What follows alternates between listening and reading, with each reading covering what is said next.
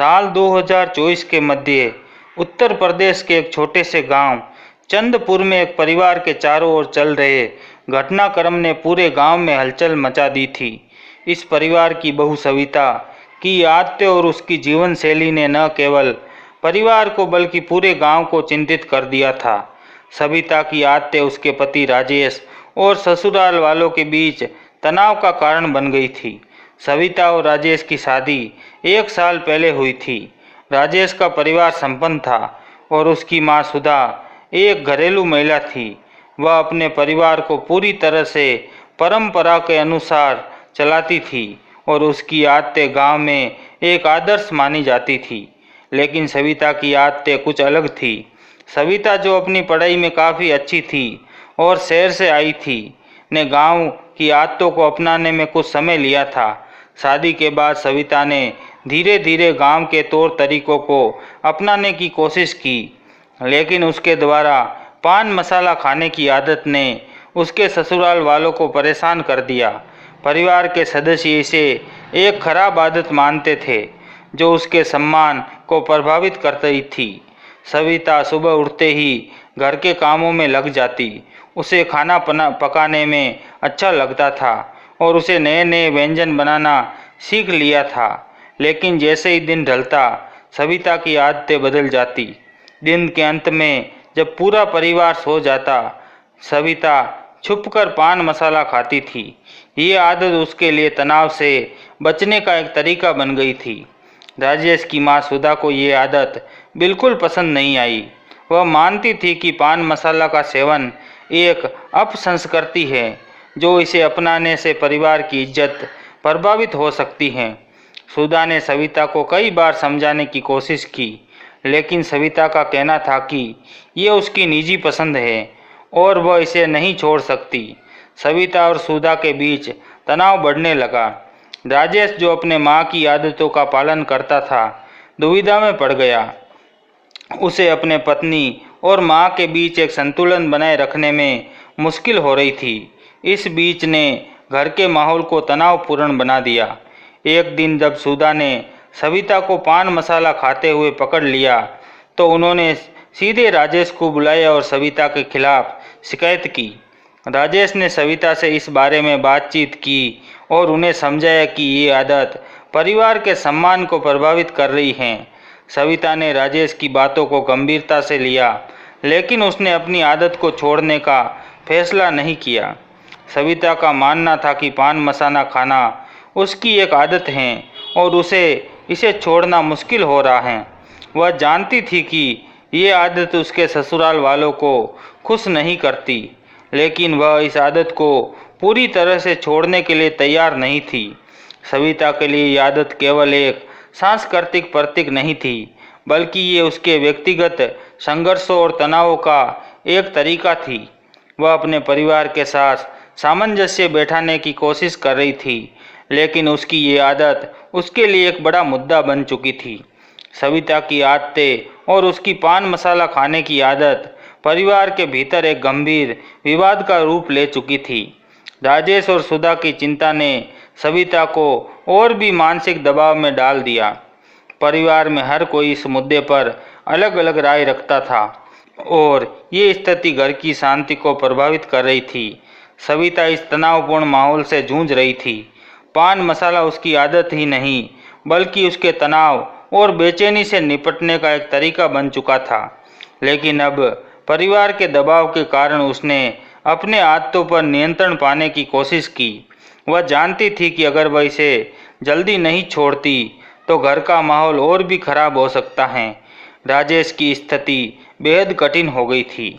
एक और उसकी मां सुधा थी, जो पारंपरिक मान्यताओं पर पूरी तरह से विश्वास करती थी, और दूसरी ओर उसकी पत्नी सविता, जो अपनी आदतों को छोड़ने में कठिनाई महसूस कर रही थी। राजेश को दोनों के बीच एक संतुलन बनाए रखने की कोशिश में लगना पड़ा। उसने सविता से कई बार बातचीत की, लेकिन समाधान निकालना नजर नहीं आ रहा था। सुधा ने अपनी तरफ से भी सविता को समझाने की कोशिश की। उसने कई बार सविता से बात की कि पान मसाला खाने से स्वास्थ्य पर बुरा असर पड़ता है और इससे परिवार की इज्जत को भी नुकसान हो सकता है। सुधा ने यह भी कहा कि अगर सविता अपने स्वास्थ्य के प्रति जागरूक नहीं हुई तो वह परिवार की जिम्मेदारियों को भी सही तरीके से नहीं निभा पाएगी। सविता ने सुधा की बातों को गंभीरता से लिया, लेकिन उसे ये मानना मुश्किल हो रहा था कि वह अपनी आदत को पूरी तरह से छोड़ दे। उसने स्वास्थ्य पर पड़ने वाले प्रभाव को समझने के लिए एक डॉक्टर से भी सलाह ली। डॉक्टर ने बताया कि पान मसाला स्वास्थ्य के लिए हानिकारक हैं, लेकिन सविता को सलाह दी कि अगर वह इसे धीरे धीरे कम करे तो उसका स्वास्थ्य सुधर सकता है। सविता ने अपने आदतों पर गंभीरता से विचार किया। उसने तय किया कि वह एक निश्चित योजना के तहत पान मसाला की मात्रा को कम करेगी। उसने शुरू में केवल रात के समय इसका सेवन कम करने की सोची और धीरे धीरे इसे पूरी तरह से छोड़ने का प्रयास किया। इसके लिए उसने खुद को व्यस्त रखने के लिए नए शौक अपनाने की कोशिश की, जैसे कि पेंटिंग और किताबें पढ़ना। राजेश ने सविता के इस प्रयास को प्रोत्साहित किया और उसे मानसिक समर्थन दिया। उसने सविता की योजना में मदद करने के लिए घर के कामों में सहयोग किया और उसकी पसंदीदा गतिविधियों में शामिल हुआ। इस दौरान राजेश ने अपनी मां सुधा को भी समझाया कि सविता की कोशिशें सकारात्मक है और उसे समर्थन की आवश्यकता है, न कि अधिक दबाव की। गांव के लोग भी इस स्थिति को लेकर चिंतित थे। कुछ लोग सविता की आदतों की आलोचना कर रहे थे, जबकि कुछ लोग उसकी परिवर्तनशीलता को सराह रहे थे। सविता ने कुछ सामाजिक गतिविधियों में हिस्सा लिया ताकि लोगों को ये समझ सके कि वह अपनी आदतों में बदलाव ला रही हैं और उसे समर्थन की आवश्यकता है। सुधा ने धीरे धीरे महसूस किया कि सविता अपनी आदतों को बदलने की कोशिश कर रही हैं। उसने सविता की मदद करने का निर्णय लिया और उसे अपनी पसंदीदा व्यस्तताओं को प्रोत्साहित किया। सुधा ने यह भी स्वीकार किया कि सविता की आदतें बदलने में समय लगेगा और इस प्रक्रिया में धैर्य रखने की आवश्यकता है। कुछ महीनों की कोशिश के बाद सविता ने अपनी आदत को काफ़ी हद तक नियंत्रित कर लिया था। उसने पान मसाला की मात्रा को बहुत कम कर दिया और उसकी आदतों में बड़ा बदलाव आया।